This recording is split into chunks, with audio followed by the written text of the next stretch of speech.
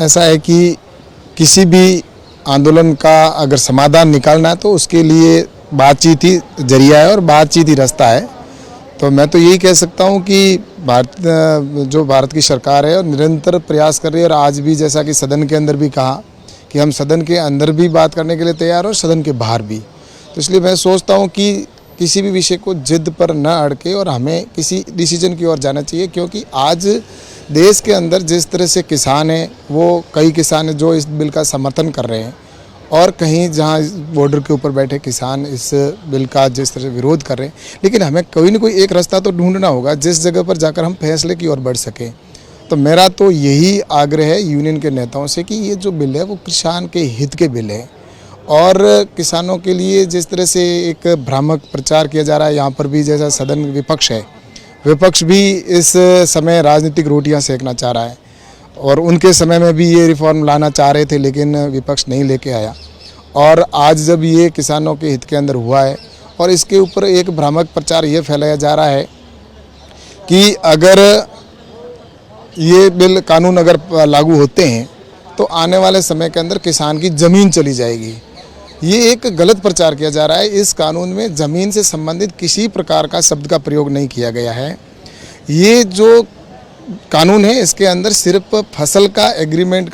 की बात की गई है। और मैं आज बड़े ईमानदारी के साथ कहना चाहता हूं कि वास्तव में अगर किसानों के इतना अच्छा बिल बना है, कानून बना है, और जहां इस तरह से बात फैलाई जा रही है कि ये अगर कानून आ जाएंगे तो इससे किसानों की ज़मीन चली जाएगी, मैं आज ईमानदारी के साथ मैं कहना चाहता हूं कि अगर ज़मीन का एक भी इंच अगर चली जाए इस कानून के अंदर, अगर ऐसा प्रावधान हो, तो मैं हमेशा के लिए मंत्री पद छोड़ दूं। और मैं ये भी कहूं कि मैं हमेशा के लिए राजनीति छोड़ने के लिए तैयार हूं। इतना बड़ा स्टेटमेंट आप दे रहे हैं सर, पर टिकैत जी कोई रीज़न है कि कह रहे हैं कि अक्टूबर तक बैठेंगे? ऐसा है कि इस कानून को बनाने के लिए पहले भी लगातार प्रयास किए गए। किसान यूनियन की मांग थी, किसान यूनियन ने हमेशा कहा है कि हमें कब आज़ादी मिलेगी, कब बिचौलियों से मुक्ति मिलेगी, ये सारी चीज़ें कही गई है पहले, और उसी के आधार पर लगातार 20 साल से प्रयास किए जा रहे थे कि किस तरह से किसानों को बिचौलियों से मुक्ति मिले। तो इस दृष्टि से कानून लाए गए। और दूसरा मैं ये कहना चाहूँगा कि इस कानून के अंदर जहाँ ज़मीन की बात की गई है, मैं ये कहना चाहूँगा कि अगर व्यापारी और किसान के बीच में कोई एग्रीमेंट होता है तो उस एग्रीमेंट के अंदर हमने ये प्रावधान किया है कि अगर व्यापारी सौदे से मना करता है तो उसके खिलाफ कानूनी कार्रवाई होगी और उसके ऊपर 150% की पेनल्टी लगेगी। वहीं किसान ने अगर कोई एडवांस में पैसा भी दिया है कोई एग्रीमेंट को लेकर,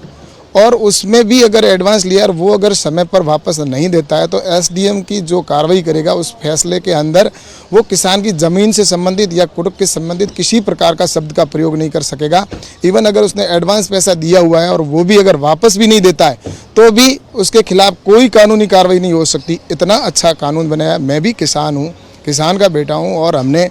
बचपन से देखा है कि जिस तरह से मैं खुद के मंडी के अंदर जाता था तो किस तरह से बोली लगाकर हमारे फसल का भाव के व्यापारी तय करते थे। तो उस समय से यही था कि, और आज नरेंद्र मोदी जी की सरकार है,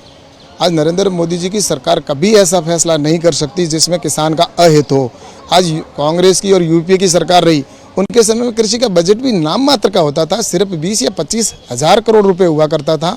और आज नरेंद्र मोदी जी की सरकार में लगभग 1,35,000 करोड़ का बजट है।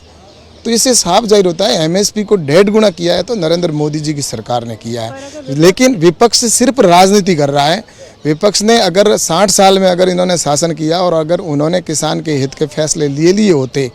तो किसान को आज इस तरह से नौबत नहीं आती। नरेंद्र मोदी जी की सरकार को ये फैसले इसलिए करने पड़ रहे हैं कि उस समय उन्होंने नहीं किए थे, और आज कांग्रेस की जो सरकार है वो सिर्फ राजनीति कर रही है। कांग्रेस जो है और उनके विभिन्न राज्यों के अंदर या जहाँ भी उन्होंने चुनाव के समय में घोषणा पत्रों में भी कहा है, वो अपने वादों से मुकर रहे हैं। या तो वो उस समय झूठे थे या अभी झूठे। और राहुल गांधी जी ने स्वयं ने कहा है, कई बार अपने उद्बोधन में कहा है, सदन के अंदर कहा है कि मंडी के अंदर नए रिफॉर्म होने चाहिए, मंडी के बाहर भी किसान बेच सकता है अपने उत्पादन को, क्यों नहीं बेच सकता, ये सारी चीज़ें कही। तो ये आज देश की जनता समझ चुकी है, और निश्चित रूप से मैं कह सकता हूँ कि किसान यूनियन के नेता हैं वो भी इस बात को समझेंगे कि अब इस समय जो लोग राजनीतिक रोटियां सेकना चाह रहे हैं या किसान के कंधे पर बंदूक रखना चाह रहे हैं, उनको ये अवसर ना दे, क्योंकि हम भी किसान हैं, मैं खुद किसान हूँ। मुझे पता है कि हमने इस कानून को बनाने से पहले रातें गुजारी है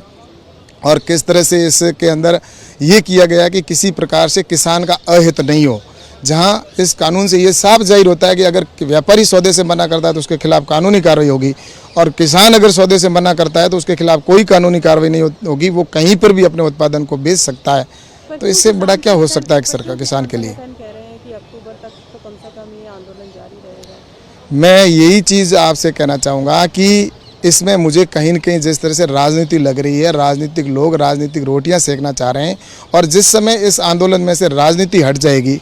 उस समय इसका निश्चित रूप से फैसला होगा। और मुझे विश्वास है कि यूनियन के जो नेता हैं वो इस बात को समझेंगे। अब 2.5 महीने हो चुके हैं, आज कोरोना का समय है। कोरोना के इस समय में जिस तरह से देखते हैं कि कई तरह की बीमारियां फैल रही है और उस अवसर के अंदर जो लोग राजनीतिक रोटियां सेकना चाह रहे हैं उनको अवसर ये यूनियन के नेता नहीं देंगे। और अगली जो वार्ता होगी उस वार्ता के अंदर निश्चित रूप से मैं कह सकता हूं कि जो किसान भाई आएंगे वो एक पॉजिटिव सोच के साथ में आएगी कि हमें एक फैसले की ओर जाना है। तो भारत सरकार तो हमेशा 2 कदम आगे बढ़ाकर उनके साथ खड़ी है और नरेंद्र मोदी जी की सरकार हमेशा किसान का कभी भी कोई अहित नहीं कर सकता, चाहे वो आप नए रिफॉर्म को लेके हो, चाहे 10,000 FPO बनाने का विषय हो, चाहे बजट को बढ़ाने का प्रावधान हो, चाहे MSP को 1.5 गुना करना हो। ये सारे निर्णय नरेंद्र मोदी जी की सरकार में हुए और किसानों का भी जिस तरह से मैं तो ये सोचता हूँ कि मांगा भी उसी से जाता है जो करता है। कांग्रेस की सरकार ने 60 साल कुछ किया नहीं, इसलिए उनके समय में ऐसा कुछ हुआ नहीं, लेकिन नरेंद्र मोदी जी की सरकार है जो लगातार काम कर रही है और इसीलिए उनको उम्मीद है और निश्चित रूप से नरेंद्र मोदी जी की सरकार है वो उनके जो भी इशू है उनके लिए बात सुनने के लिए तैयार है। और मोदी जी की सरकार निश्चित रूप से इस एक समाधान की ओर निश्चित रूप से 2 कदम आगे बढ़कर उनके साथ खड़ी है कि किसानों का किस तरह से हित हो। तो मैं सोचता हूँ कि ये सबसे बड़ा सवाल यही है। वार्ता के लिए हमने तो आज भी कहा है और सदन के अंदर भी कह दिया, हमारे माननीय तोमर साहब ने भी स्पष्ट कहा है कि इस किसी भी प्रकार की अगर कोई शंका है समाधान है तो उसके लिए भारत सरकार तैयार है। हम तो वार्ता के लिए पहले से ही 12 दौर की वार्ता हो चुकी है और जैसे ही अगर और हमारे पास में आएगा